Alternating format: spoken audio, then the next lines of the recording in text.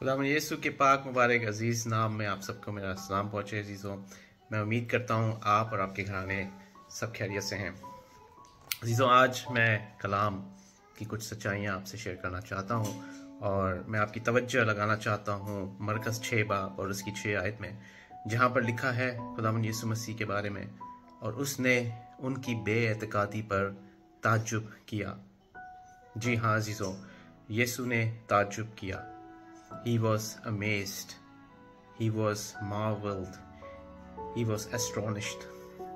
उसने बहुत ही हैरान कुन होकर ताज्जुब किया। अजीज़ों, कलाम मुकद्दस में ऐसी दो जगहें हैं, ऐसे दो वाक्य हैं जहाँ पर यीशु मसीह ने ताज्जुब किया है। लेकिन उससे पहले कि मैं वो वाक्य आपसे शेयर करूं, ये बताता चलूं कि खुदावंद यीशु मसीह ने कभी भी उस बड़ी हैकल को देखकर ताज्जुब नहीं किया जिसे देखने को दुनिया जहां से यहूदी लोग जमा हुआ करते थे, क्योंकि यहूदियों के मुताबिक ये हैकल एक बहुत ही बड़ा वंडर था। यीशु मसीह ने कभी भी अपने इर्द गिर्द के रोमी हुकूमत वालों को देखकर ताज्जुब नहीं किया, क्योंकि रोम की हुकूमत ने उस पूरे इस्राएल को अपने कब्जे और अपने कैद में कर रखा था।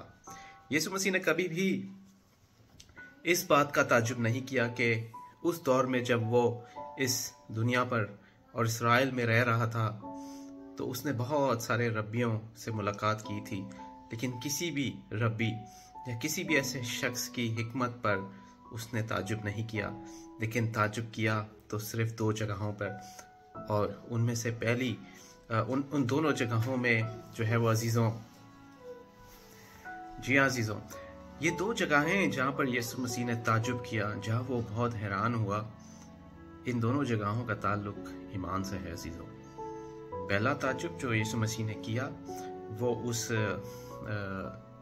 गैर अक़वाम के शख्स के ईमान पर किया, जिसने कहा कि तू मेरी छत के नीचे आने के, मैं नहीं चाहता कि तू मेरी छत के पास मेरी नीचे आए, छत के नीचे आए। मैं चाहता हूं कि तू यहीं से कह दे तो मेरी बेटी शिफा पाएगी। हालेलुया। अजीज़ों, जब यीशु मसीह ने उस सेंचुरियन के, उस शख्स के जो गैर अक़वाम से था, ये अल्फाज सुने तो कहा कि ऐसा ईमान मैंने इस्राएल में भी कभी नहीं पाया। अजीज़ों, दूसरा वाक़या जहाँ पर यीशु मसीह ने ताज्जुब किया, ये वो वाक़या है जिसका मैंने अभी आपसे जिक्र किया, मरकज़ 6 बाब और उसकी 6 आयत। अजीज़ों, इस वाक़ये का बैकग्राउंड कुछ इस तरह से है कि यीशु मसीह हैकल में आते हैं, और क्योंकि हम जानते हैं कि यीशु मसीह नासरत से थे, उन्होंने अपना सब तमाम जो है वो बचपन, तमाम वक्त नासरा में गुजारा, तो वो हैकल में आते हैं और नबिश्ता पढ़ते हैं, और लोग बहुत हैरान होते हैं और वो कहते हैं कि कलाम मुक़द्दस में लिखा है मरकज़ 6 बाब और उसकी तीसरी आयत में, बल्कि सेकंड आयत में, जब सबत का दिन आया तो वो इबादत खाने में तालीम देने लगा, और बहुत लोग सुनकर हैरान हुए और कहने लगे कि ये बातें इसमें कहाँ से आ गई, और ये क्या हिकमत है जो इसे बख्शी गई, और कैसे मौत से उसके हाथ से ज़ाहिर होते हैं। क्या ये वही बढ़ई नहीं जो मरियम का बेटा और याकूब और यूसुस और यहूदा और शमौन का भाई है, और क्या उसकी बहनें हमारे यहाँ नहीं भी आई? बस उन्होंने उसकी सबब से ठोकर खाई।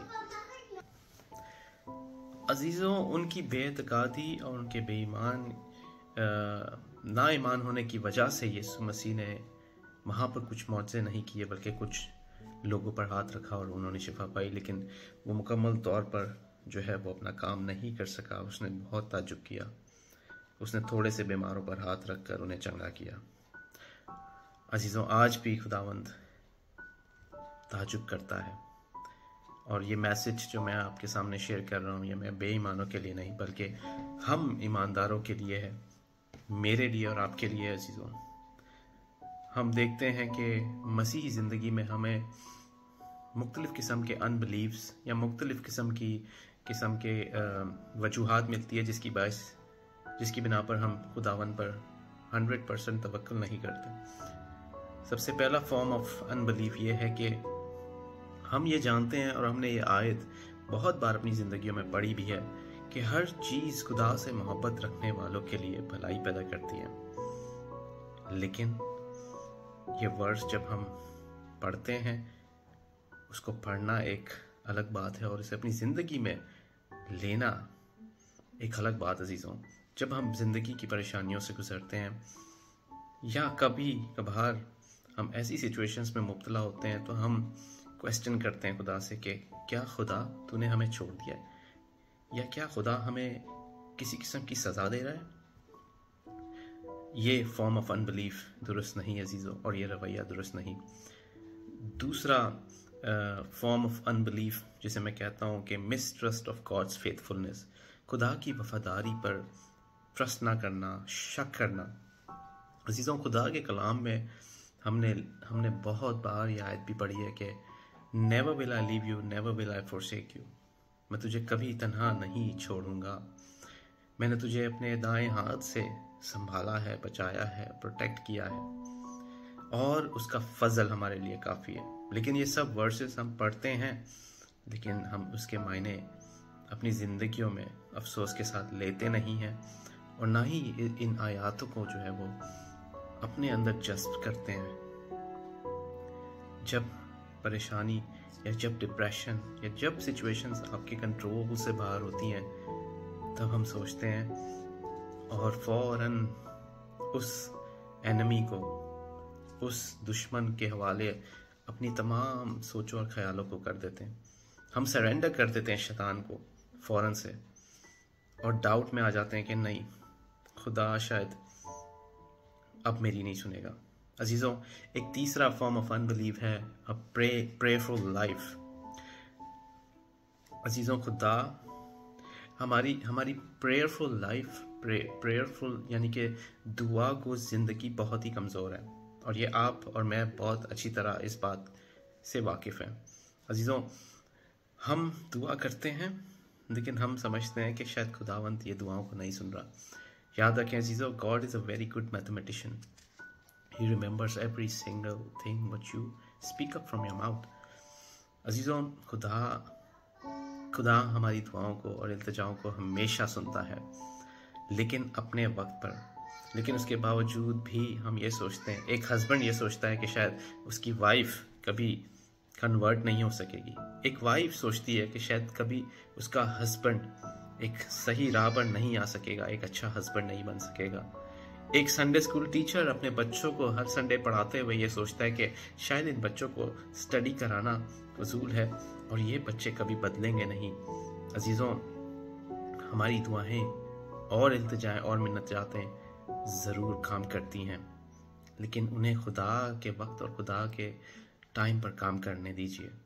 खुद से अपनी इन्वॉल्वमेंट कर अपने आप को परेशान और अपने आप को दुख ना दें, क्योंकि खुदावन ने ये ज़िम्मा लिया है कि वो हमारी हर मनादात और इल्तिजा उसके हज़ूर बखूर की मानित पहुँचती है। अजीज़ों, ये छोटा सा पैगाम देने का मकसद ये था कि आज अगर आप ये कलाम सुनते हैं तो मेरी दुआ है कि खुदावंद यीशु मसीह भी आपकी ज़िंदगी पर, आपके ईमान पर ताजुब करे, लेकिन एक पॉजिटिव वे में, और वो ये कह सके कि ऐसा ईमान मैंने इस्राएल में भी नहीं पाया। अजीज़ों, ये सब कुछ एक दिन में मुमकिन नहीं है, लेकिन practice makes a man perfect. आएँ खुदावंद के साथ वक्त स्पेंड करें, और जब हम ईमान रखते हैं तो अड़े रहें और डटे रहें। खुदावंद आप सबको बरकत बख्शे। आमीन।